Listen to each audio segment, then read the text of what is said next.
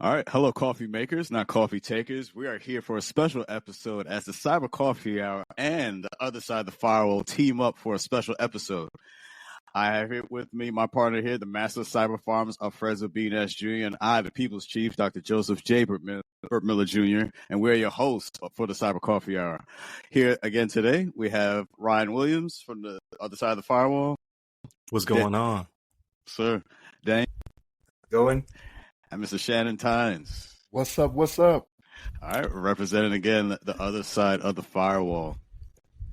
So for today's show, the host of the Cyber Coffee Hour and the other side of the firewall will discuss the recent Mastercard acquisition of Recorded Future. Oh, should be good. But before we get into that, I think I just want to take some time to recognize this moment because, for one, just being perfectly honest, this doesn't happen all too often. At least not that I see, especially for Black and people of color, doing this, content creators doing this type of thing, and just don't really see it, to be honest. So maybe just go around the virtual room. Maybe start with Ryan. Just want to share just like your journey into the space, into podcasting, and being able to just find this type of community where you're do this work and know that you're feeding back in, you're giving back. No, absolutely. So first off, thank you very much for having us on the show. I think this is maybe the second time I've been on somebody else's show, and it's a great experience. Put your feet up, relax.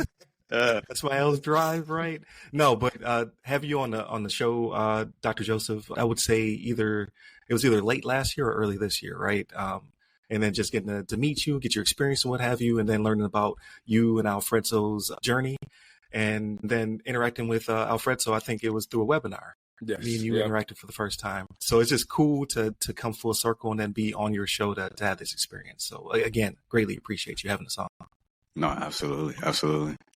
Shannon?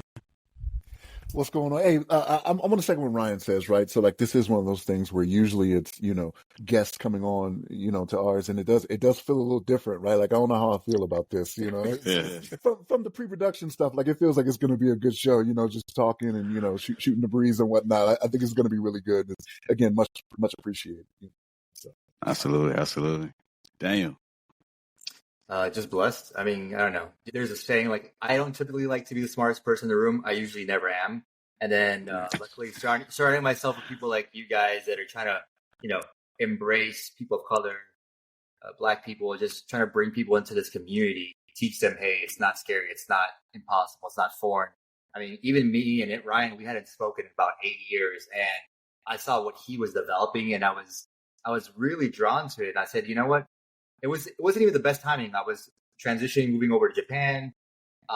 One job fell through. There was a lot of life changes, but I said, if not now, when, right? I need to stop making excuses. And I reached out to Ryan and I said, hey, I've seen what you've grown and developed. It's amazing.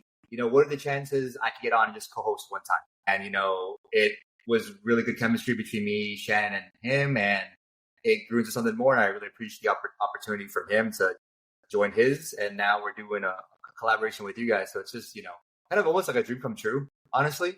So it's kismet for me. This is like awesome for real. Oh man, don't make me cry today, bro. Don't make me cry today. Dust might sit here somewhere. He's always so thoughtful, right? Right. Alfredo. So to follow on to Daniel, and we talked about this in our formation, right?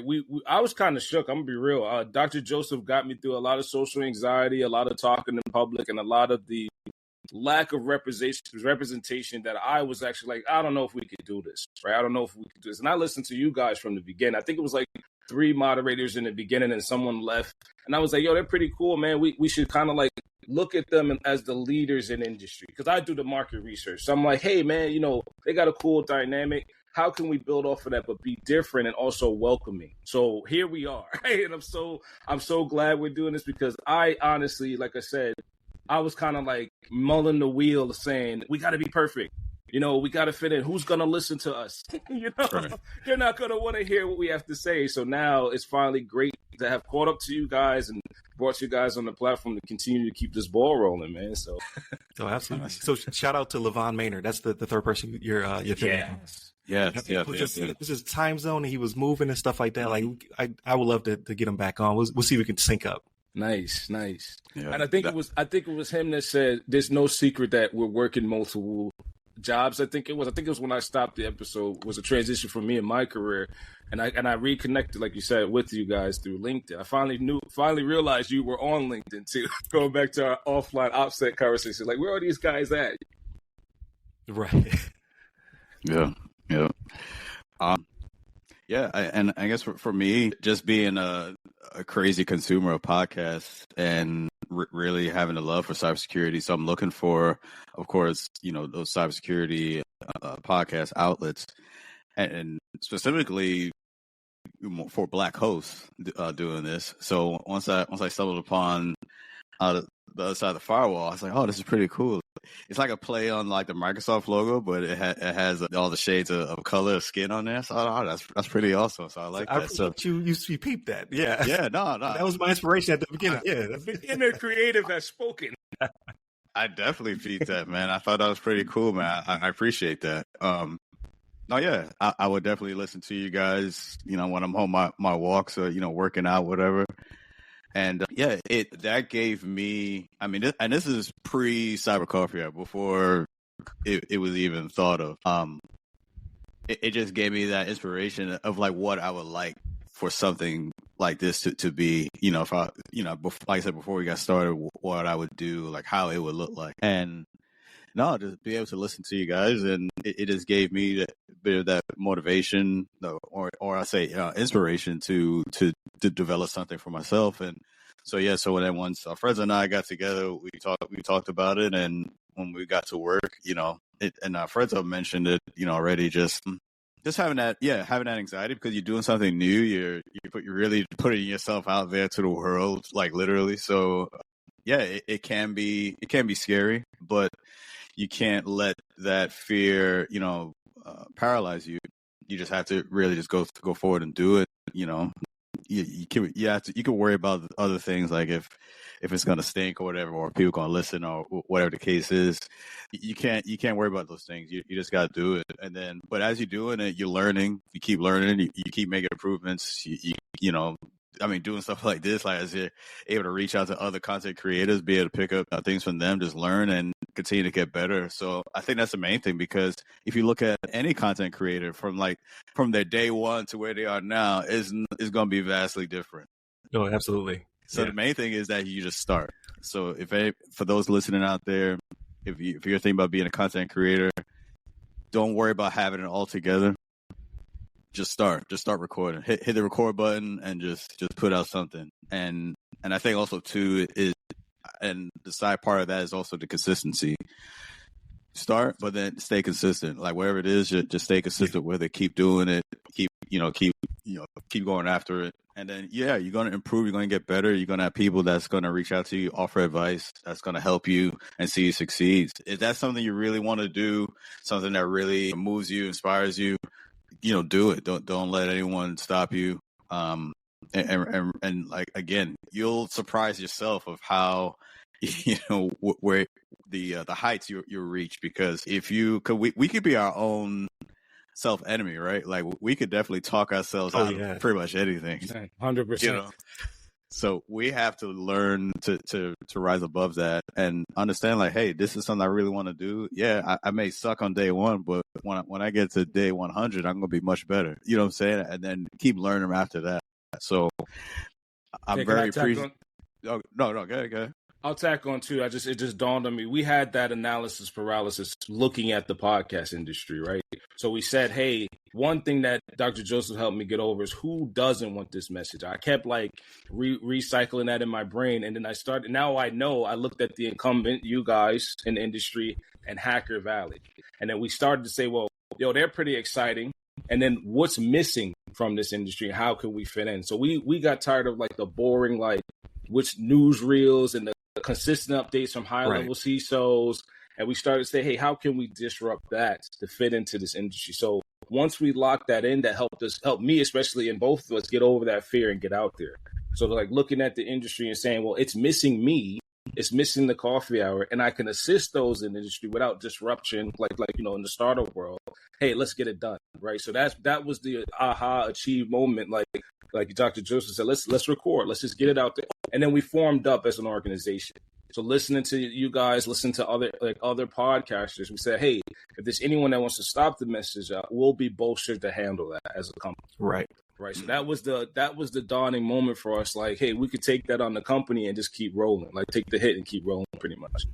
Yeah, if I may, just a note on anxiety. I would say if you are a person out there who is anxious, right? Because who isn't, especially coming out of the pandemic. So that was the inspiration to finally, that was the final push, right? Like I was still active duty. I arrived to Turkey, and Turkey wasn't playing. Like, Florida was wide open when I left Florida, but when I arrived to Turkey, they were like, you will leave the terminal, you'll go straight to your hotel room for 2 weeks, and you will not pass go, do not collect $200, right? Man. So I went to full lockdown. I went straight, like, the middle of the night. I was on a bus from the terminal to my hotel room, and I didn't leave it. So just 4 walls, and I reached out to Shannon, I reached out to Levon, and I was like, hey, I got this idea, but can we make this happen? Just for my own outlet, right? You're right. And then that kind of grew from there. Like, cause I'm a person who does suffer from anxiety, and I've met so many people through the podcast that then I can, I already have that comfortability. I've already had that feedback from them. I kind of already have know their personality. So then when I do meet them in real life at conventions and things of that nature, I at least have one person or a group of people I know before I'm overwhelmed by the masses, so to speak, right? So right. If you are an anxious person or a shy person, I would say podcasting is a good outlet to get rolling. Nice. He doesn't come off that way in person. Like, if you ever meet him in person, like, he stares you dead in your eyes when he's talking to you. He's got great eye contact where you're like, is this something that ass? Like, don't come off that way at all. The pheromone out now is like awkward, right? Right. It's Mike Tyson mentality, right? Like Mike Tyson said when he entered the ring, he never broke eyes with his opponent. Oh, like, I make sure you're seeing me, I'm seeing you.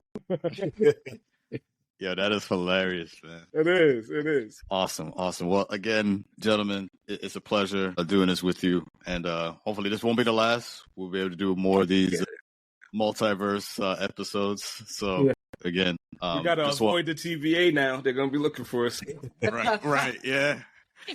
They're going to jump through the portal and come get us, but again, this is a big moment, so I just want to take a little time just to recognize it. So, again, it's a pleasure doing this with you all.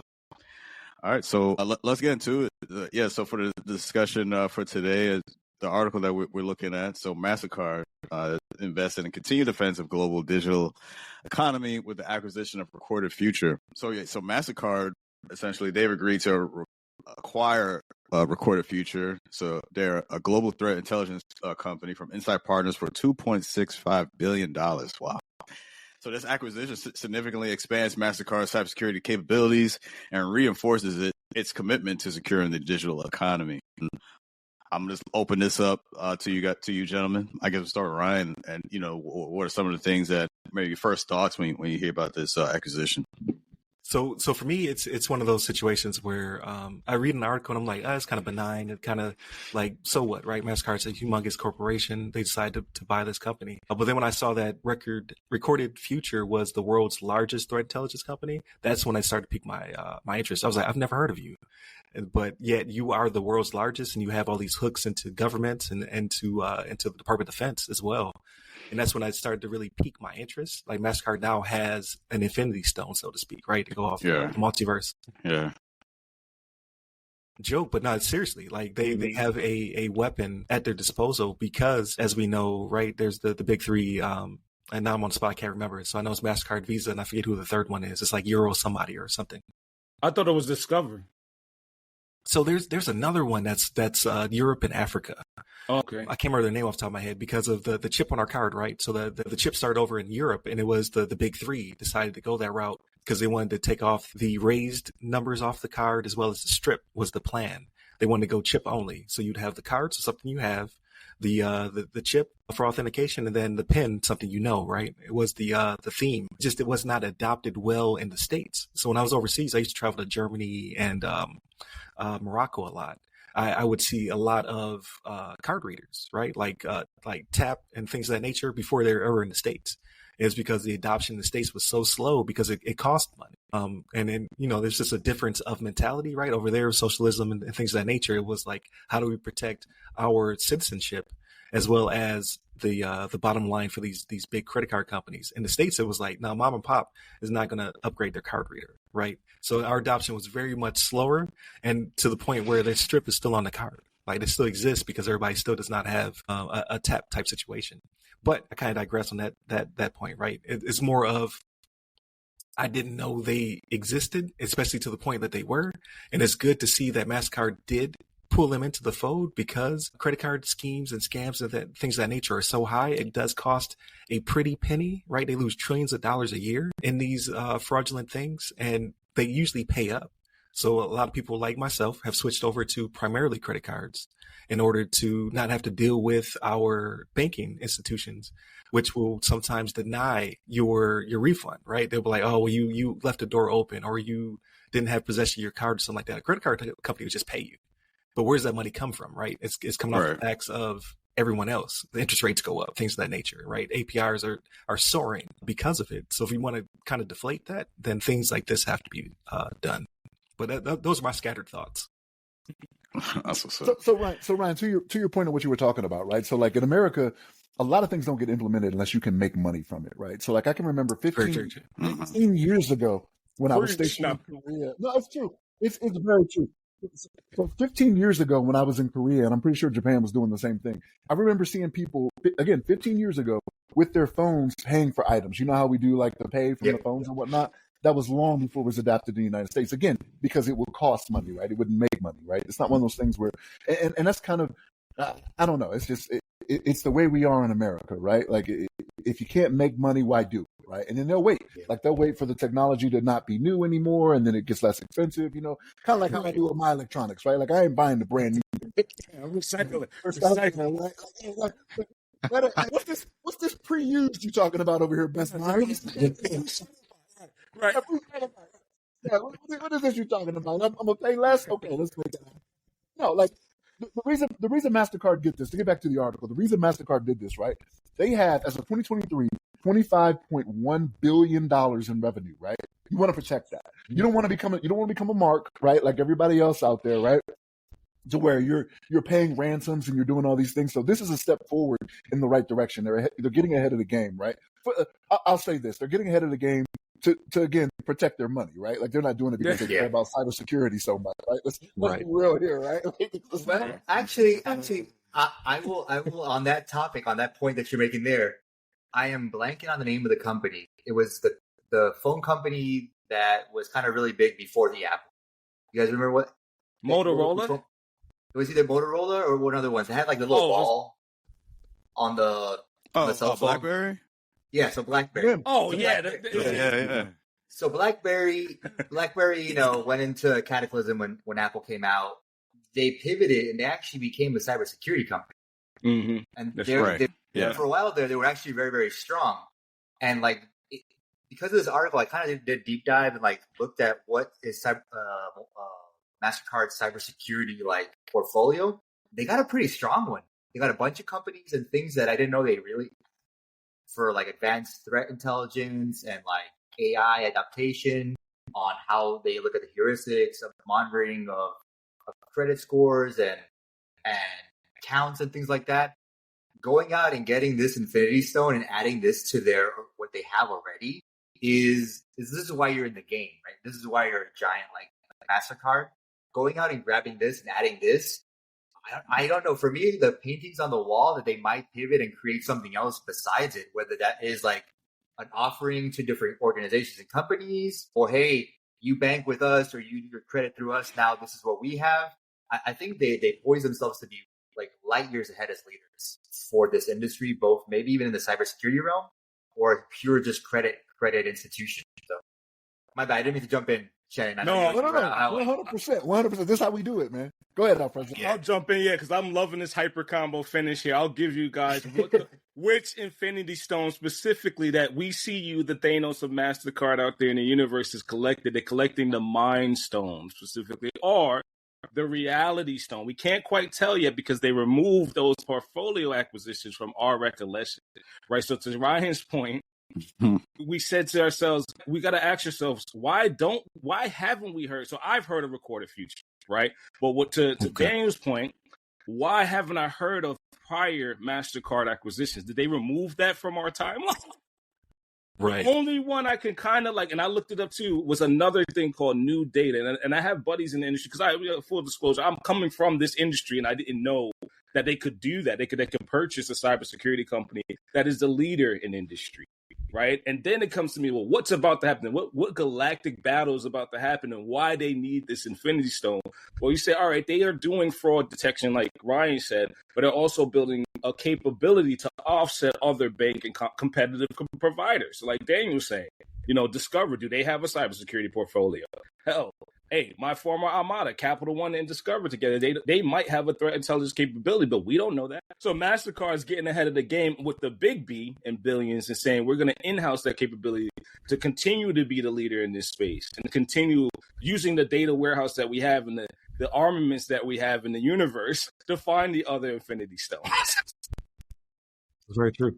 So here's my thing to that. So the reason you don't hear about it is because nobody cares. Like you're not seeing commercials about cybersecurity. You're seeing commercials about rewards that these credit cards will offer and things of that nature. Right. That's what the majority of the people care about. Like in this space with the five of us, like this is exciting, right? We're like, oh man, that's cool that they're doing that, right? Like this is what is needed. Every week we do shows so that we're telling you what is going on out there and what is being, attacked, what's being gone after, where the soft targets are. Like we talk about these things, right? In the articles that we present. So I don't know, man. Daniel, I hear what you're saying, but I still think it's all about the money, right? The revenue. Right. If it don't make dollars, it don't make sense. I'll say real quickly. Let me go, Daniel, because I'll pivot to you, right? The money is always the bottom denominator, and then there's conquest. Right? Like acqui-hire. So there's a book called The New Kingmakers. It's exactly about what we're talking about, what we don't know in cybersecurity, to why they buy the technology instead of building it themselves. There's definitely, and it's exciting for me, but it's also that moment like, how the Avengers lost the Infinity War and they're like, we got to go find Thanos. We got to go after Thanos and augment the timelines, because as a cybersecurity professional, Mastercard kind of has me worried to why they need this fraud detection capability. What's out there in the universe that we don't know about as cybersecurity professionals? Because, I don't pay enough to the bank processing, money movement, the PayPals of the world, the Plaid of the world, all the folks that are in their particular realm, in their multiverse, don't have this capability now. And they bought the leader. Like, I could give you a few, right? Threat Connect, Anomaly, right? Open CTI. These folks are in that same space and still exist in the universe. Why did they take the leader of threat intelligence out? And for your record, they own the Cyberwire podcast, right? So Recorded Future sponsors and owns the Cyberwire podcast. So now they have a podcast capability. For us too. Right. Hey, please do. Yeah. Yes. To Shannon's point, please leave the duffel bag here. Yeah. And you actually hit on a point that I wanted to make too, because I looked at that. Why not CrowdStrike or some of the bigger name ones? Why Recorded Future, which is the industry leading? And I had to do a deep dive, what sets them apart. And I didn't know this. They're analytics for preemptive intelligence. Yeah, proactive. 100%. Yes. So, and it's true. It was funny because I met an old friend of mine. He works in the blue-red team space before he transitioned to another career field now. But, even he was saying that cybersecurity is so reactive in nature sometimes that he had coworkers that were just getting burned out because it's just breach after breach after breach. At the end of the day, they were like, why are we even doing this? Just getting ransomware, no matter what kind of tools we have at our disposition, it was never enough.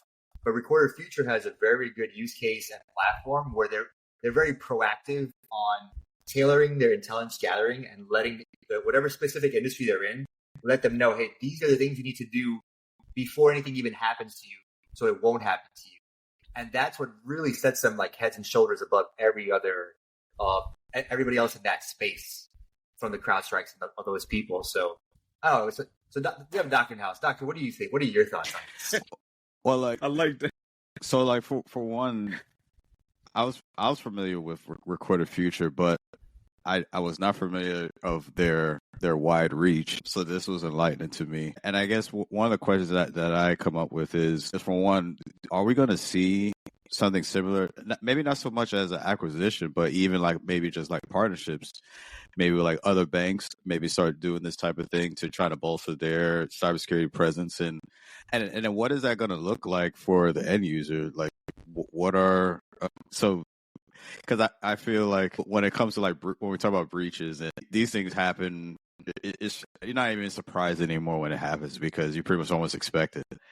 So now, will this put more onus on, let's say, Mastercard? So if there is a breach, you're working with a cybersecurity leader and you still got breached, like what's going on? Like, will they be put themselves? Is this more of a risk that they're taking on when something like that does happen? Could they be susceptible to like maybe higher fines or more public scrutiny because you've bolstered with like I said, a cybersecurity leader like Recorded Future? Does that kind of put them in a place where they're going to be susceptible to more scrutiny? I see Shannon's about to jump in. We could tag team this too if you want, Shannon.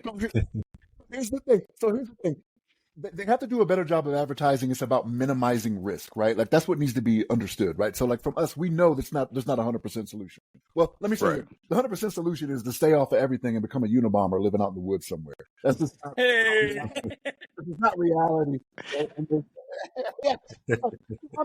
I'm just saying, right? But that's what they have to do a better job of advertising. Like even though they've made this big splash, like yes, I think they have made themselves a target, right? Because now this is one of those things where like you got all these hackers out there now. They're out there doing the Birdman. They're like, oh, for real? They're like, this is what you're doing? We got credit card data. We got approval rates. We have to get all of this, right? So we just need to do a better job of promoting, hey, understand that because of this acquisition, we are looking at minimizing risk. There is no 100% solution because we say it all the time. There just isn't. You know what I'm saying? Alfredo, what were you going to say? Yeah, I'll tag into that. So to Dr. Joseph's point, and this is going to knock on my door a little bit. I used to work at a wonderful place called Capital One. Shout out to them. Don't send us any letters. Just send us the bag, right? They want the smoke. Let me just be really, really, really, really serious. Mastercard wants that smoke, and they want other banks to say, come to me when you have a problem. I'll give you the threat intelligence now. I'll pair up with the ISAC because your platform may or may not fall short. And I'm thinking, I have them in the back of my mind because to your point, you don't see really banks buy cybersecurity solutions, but they do buy other banks. So they do buy other capabilities that say, thinking the one that comes to mind, the big boy in the room is Goldman Sachs, right? Do they have this capability? They're well in the industry. They're the incumbent. Capital One and Discover, Snowflake, right? They're all getting their arsenal together because when this stuff hits the fan, when the shit hits the fan, they want to be the leader to say, we have all the fraud intelligence that you need. Now, let's get a little salty too, right? Does Visa have that capability? We do. Come to us, continue to rely on us as the incumbent. And when the government comes knocking and says, who has this capability to show me where the fraud is? Only one stands out and comes to mind starting now, right? And then the other threat intelligence folks have to get in lockstep and say, well, wait, what do we do? Do we partner? Like to your point, do we partner up with a bank? Which one? And then why is it so important to your point, Shannon, when I have a car approval, appraisal on our house, I'm shaking thinking about it, right? New address, whatever we do to get approved and credit and a breach happens, who has my back? We said this on another episode, Dr. Joseph. Which company is going to have our back when that happens? MasterCard saying I'm about that life. I'm going to have who it is, what it is, which bank did it, their address, their retina scan, all on Recorded Future because I did it proactively and preemptively. So hand me the fine. Right, hand me the fine, and I'll insulate this from the other guys who may not be able to have this capability. And I'll set the standards. So I'm a big guy about industry standards. When there's absence of regulation, a compliance hit. Shout out to Tammy Allen who taught me this, right? Tammy Allen and I worked at the same place. She taught me that there aren't many people that can find the bad guy and say this is a legit synthetic hit. They have something called a synthetic, profile, where these guys fake like they're Shannon and me who try to maintain our OPSEC because we do that. And then they go and get approved for a house. Well, MasterCard said, we see them. They're not who they are. That's not Shannon and Al. That's this other person who just got, $100 million credit line approval. Who else are they using? Are they using JP Morgan? Are they using, with the Fidelities of the world? The insurance folks might get in the game too because they can't do this. So they're the disruption we're seeing now, who we didn't know, right? As cybersecurity professionals, to set the pace. They're like the pace car in the race now. Like y'all can catch up when the race starts, So some of the cybercrime. So cybercrime is projected to cost about $9.2 trillion globally in 2024. So working with Recorded Future, a couple of things that Mastercard aims to accomplish. They want to provide enhanced threat intelligence to its network of merchants and financial institutions. We want to develop more robust cybersecurity practices, drive synergies and intelligence gathering. And lastly, they want to expand its capability to anticipate and mitigate emerging threats across the payments ecosystem. So when I think about that, I wonder, as far as I always kind of look at things from the educational piece of things. Right. Do you think we'll see a shift in maybe or the advertising or promotion of like PCI DSS, certification certificates, coupled with maybe AI given Recorded Future background on that? Do you think we'll start to see a shift in to trying to support, this type of venture? Like we'll see more emphasis on maybe PCI DSS, more advertising, more promotion of it, as far as, or just to say how important it is to have this type of background. So, good. I'm sorry. I was going to say, I think so, because there was just a recent revision, right? So PCI DSS went through more stringent change, and there's a lot to do with, the protection of your VLANs and data segmentation and more pen testing and things of that nature. So I do believe so. But I think just in general, there's a big shift within the field to be able to not only mitigate risk, but bounce back, right? So resiliency is very big right now. So me as a consultant out there, right, as I talk to people in the vCISO capacity, I'm hitting up their BIAs, right, business impact assessments. I'm hitting up their disaster recovery, their incident response plans. Like that's a big push right now, because it's not a matter of if you're going to be breached, it's when, right? Because like you said, $9.2 trillion crime does pay. It's not going to go away. People are going to continue to target companies until we stop paying them and until we better protect ourselves. So in the meantime, I think that the major shift is going to be, how do you quickly bounce back so that way you mitigate those risks, you stop leaking PII or PHI, and as well as you're able to not lose a lot of money in the recovery. So that's just my 2 cents. 100%. I'll take it real quick, Shan. I know you. I'll pass it to you next too. The thing that I see that I have not seen in the whole FS industry is the value add to attribution in PCI DSS now, right? So just reach out with me for a second, right? No one can add the attribution in the standard of that compliance to I did my know your customer, right? I had the intelligence on who got sanctioned, whose loans got approved, where they came from, the metaverse that they exist in, IP addresses, IOCs, file exchanges, bigger internet exchange, wire exchanges, excuse me, that's what the word I was thinking about. And now I can provide that when you have a compliance miss and hit. Because what's going to happen, and we all seen this in our stories that we covered, is they want to know the minute indictments are handed out. No other bank has that capability to give you that all source attribution on the wire today. So that's what I think Mastercard is literally continuing with their regular book of business and setting the standard up for the entire FS industry when there's a compliance hit and when people miss the goal in that compliance and the fine gets handed out. They can now provide that value add. To your point, I'm trying to increase the consultancy as well, but I can't think of anybody that has that attribution capability to say we have the threat intelligence ahead of time, to Daniel's point, and we're selling that. Right, they're going to sell that capability in the sector to everybody that uses Mastercard today. I mean, look at any bank that you have that's not Visa, it's Mastercard, right? So any bank can get, figure that out. They're going to provide that service on behalf of, let's just be real, the person in the room that we're not acknowledging in the regulated industry, the U.S. government. And the regulated industry, it all bubbles back up to the top to who has the capability that I need right now, and how do I reach out to them, right? When there's an incident or a compliance gap, or when I need attribution to this fraud, criminal network, right? This ring of people that consistently use Mastercard for malicious things. So, Dr. Joseph, to your point, so like I don't know if it's because of where I work and what I'm in. So like I work with the DoD. I am seeing more of the PCI DSS being utilized, right? Like so, like I have a friend that works for a very very big company, right, and that works with the DoD a lot, and a lot of their people that are there.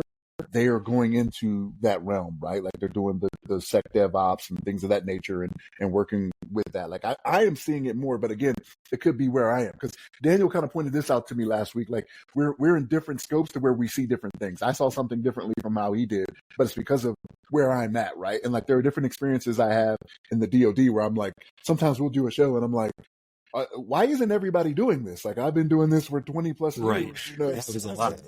There it is. I'm like, what do you mean people aren't doing this, that, and the third? You know what I mean? Like it just so like that matters. You know what I mean? But I am seeing it more. Like I said, from a friend of mine who works for a very big company, very well known, 3 names. You know that they're utilizing that. So it may already. Shannon sees the trend in data. I'll leave the world analogies. It's here. The spike in the timeline. Sorry. Here's the thing. Here's where Mastercard has to be careful, right? So, like, if the Avengers taught us anything, it's to go to the head, right? So you don't have a second movie, right? So, like, maybe Mastercard put a target on their back. Put a target on their back now to where the hackers are like, all right, I got Stormhammer or whatever that thing is. You know, Mastercard's building Stormhammer. Yes, and just to follow up. So I hate when I put out some information, I don't completely finalize it. So the EMV chip was created by Europay, Mastercard, and Visa. So those were the big 3. There it is, Europay. So that helps the other company. The silent player in the room too, right? Now we got to get all the market research on Europay and their threat intelligence capability, or lack thereof. Right. Yeah. So you know what's one thing? Oh, wait. No, go ahead. No, go ahead. I was going to say the one thing that the article does talk about that I found a little not confusing but kind of funny was they said that they added that Recorder Futures added to Mastercard to essentially expand its horizons to reach more, but they're already providing this service to 50% of the Fortune 100, if I read the article correctly. So they're already pretty much out there. Or maybe when I was doing my Googling and my research, ChatGPT spit out that bit of like information, which I was surprised. So they're already very well recognized in the field, especially in the US. So I don't know if Mastercard's international reach maybe is kind of what's also kind of beneficial in the eyes of Recorder Futures. Like, hey, get with Mastercard and then start expanding overseas more too, and even cast a wire net of our threat intelligence and what we do and offerings. So Dan, you make a good point, but I'm getting a little bit of shivers to as well, cyber shivers, right? I'm gonna make that a thing. What is about to happen? Why? So when you say, would you say, okay, 50% of the Fortune 500 in the US, 100, excuse me, whichever is bigger, like whichever is like more expensive. That's what they cover. Translate some more money, right? Yeah, they got the top of the top covered already. Yeah. Right. So my instinct is here in cyber. Like, why do they need this global? Right. Yeah. What's about to happen? Yep. Yeah. All right. So no, I think this is a very interesting topic, and very, I think I would like to see how this is going to play out. Whether we're going to see maybe other similar institutions do this type of thing, where they're going to bolster with cybersecurity leaders to help bolster their cybersecurity posture. So it should be something to watch and see how this continues to develop. We're getting ready to wrap up here. Again, this was a great time spending with you all. I think, again, this type of thing doesn't happen enough, so I hope we get to do this again in the near future. It was definitely an honor to work with you all, because it's pretty surreal, because I mentioned I was listening to you guys other side of Firewall, before I even got started, to now we're in the same booth. So I think it's pretty cool. So again, I appreciate the time working with you all, working with you gentlemen, and I look forward to doing this again in the future. Yeah, absolutely. It always like kind of blows my mind when people say, yeah, we've listened to you for, X amount of time, because it doesn't feel like we've been doing it for that long, right? Like, yeah, the episode ticker keeps going up, right? We're like 640 something episodes. Like I think it's like 46 or something like that. But we have fun, right? Like it's just me meeting with friends. Like I've worked with everybody I've had on the show, right? Aside from guests. So like my co-hosts, like I've worked with them for years. Like even though me and Daniel hadn't spoken in 8 years, we worked together for like 4 or 5 years. So it's just having a fun conversation with people of like mind and just making things palatable. Like this conversation should have been very boring, right? We're talking about credit card companies, Yes. interest rates, things of that nature, but it's fun. And Yeah. I really do enjoy that. And I hope to obviously keep it going, but doing more collaborations with like you guys and just all the other podcasts that are out there for people of color and women trying to join the field and things of that nature. Like there's a lot more of us than we perceive, right? And it's just a matter of just getting our voices out there. So, Absolutely. again, I greatly appreciate you sharing this with your audience as well. No, absolutely. Absolutely. Yeah. So as we just go quickly around the virtual room, just last thoughts before we sign off. Shannon. Loved it. I would love to do this again. This is awesome. Same. I'm sorry. Same. I now don't feel like I'm by myself. It's great to like to your point earlier, Shannon. It's a great community. I'm glad we're here, and I hope to partner with you and continue to do future collaborations. So now I don't feel by myself after 15 years. Right. Daniel. Awesome. Can't wait to do it again. Awesome. Well, again, gentlemen, thank you again. Definitely appreciate the time. And thank you to you, those listening to the show. Thank you for joining us for the special T1 episode of the Cyber Coffee Hour and the Other Side of the Firewall. The Cyber Coffee Hour is part of the Alive Podcast Network. Now, if you enjoyed this episode, explore more engaging content in the Alive Podcast Network app. The Other Side of the Firewall is a member of the Heroes Media Group, HMG, and the product of Ram Cyber, LLC. By supporting this podcast and nearly 100 other Black hosted shows, you can enjoy ad-free listening while contributing to a diverse range of voices in the podcasting space. We appreciate your support and look forward to sharing more insightful conversations with you in our next episode. So until then, keep brewing those ideas and stay curious about cybersecurity. That's it. That's a wrap. We out of here. Peace.